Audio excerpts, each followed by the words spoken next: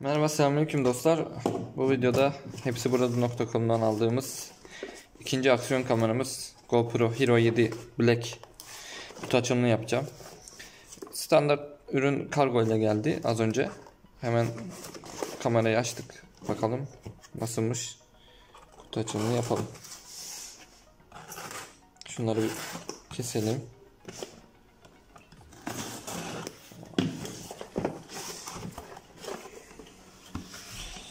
Yanında böyle bir aparat da geliyor. Bunu hediye olarak gönderdiler. Boyun askılığı, bileklik boyun askılığı olarak geçiyor. Böyle bir suite. İçinden bir de kameramız çıkıyor böyle. GoPro Hero 7. Şunları kenara alalım. Evet. Bunu nereden açacağız? Şuradan açacağız. Koymuşlar. Burada bir kitapçık var. Böyle. Kullanım kılavuzu. Manuel, user manuel. Standart GoPro kutusu. Burada içindekileri gösteriyor işte. 12 megapiksel, 4K 60 fps, 10 metreye kadar suya dayanıklı. Hypersmooth özelliği var tabii ki. Sesle kontrol var. Burada özelliklerini göstermişler. Arkada da işte uygulama için gösterilen yerler var. Kamera böyle. Bunun şuradan açıyoruz galiba. Şuradan şöyle açalım.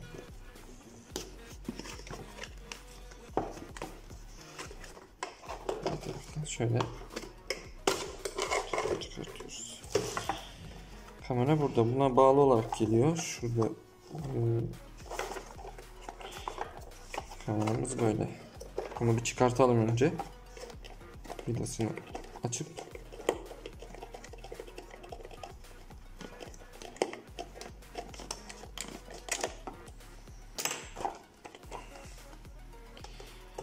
GoPro ekranı suite ile birlikte geliyor zaten.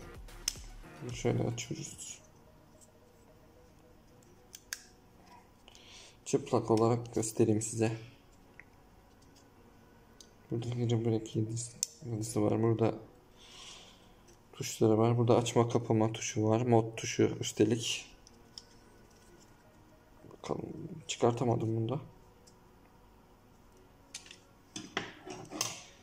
Standart GoPro 5, 6, 7 hepsi aynı kasaya sahip zaten. Böyle bakalım diğer boş kutunun içinden neler çıkacak. Onlara da bakalım. Şunu şöyle koyayım. Burada da GoPro yazısı var. Burada şu da çıkıyormuş. Onu gösteriyor nasıl çıkıp takıldığını. Biz vidayı söktük ama biraz amelelik yapmışız. Kutuyu açalım. Burada yine kullanma kılavuzu var. Burada GoPro stickerlar var. Stickerlar var şöyle. Güvenlik önlemleri falan yazıyor. Şöyle açalım. Burada yapışkan GoPro'nuzu istediğiniz yere sabitlemeniz için yapışkanlar var. Burada bir HDMI Type-C galiba bu. Evet, Type-C. Type-C kablo var. Bir de bataryası var tabii. Bu şu gördüğünüz küçücük şey 120 lira. Galiba 2 saat falan gidiyor buna. 1,5-2 saat. Bir arkadaşım 2 saat falan gittiğini söylemişti. Serhat hocam. Buradan da ona sevgilerimi, saygılarımı gönderiyorum. Böyle kutu açılımı böyleydi. İlerleyen günlerde yine detaylı incelemesi gelecek arkadaşlar. Bunun çok değişik özellikleri var. Hypersmooth zaten görüntü sabitleme, aynı bir gimbal gibi görüntü sabitlemesi var. Onun dışında time warp var. Mesela yürüdüğünüz zaman timelapse gibi ama yürüdüğünüz yolu böyle hızlandırıyor. Çok güzel bir görüntü sağlıyor. Normal Timelapse var. Hyperlapse var. Değişik modları var. Bunların hepsini göstereceğim size sonraki videoda.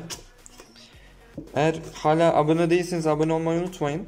Videoyu da beğenin lütfen.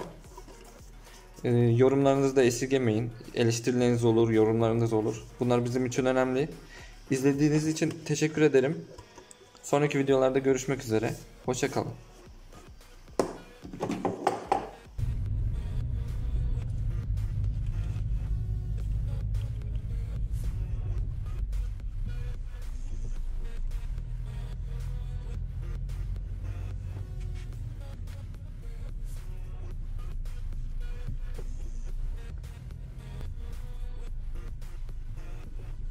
Aracım i20 Hyundai 2014 model.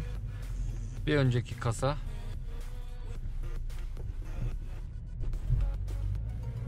Benzinli, otomatik.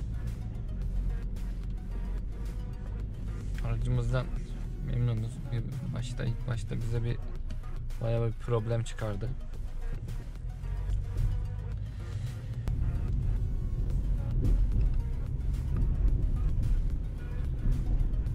Burası Anıtkabir.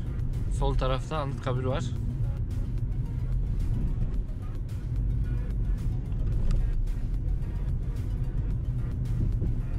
Buradan Tandoğan'a doğru gidiyoruz.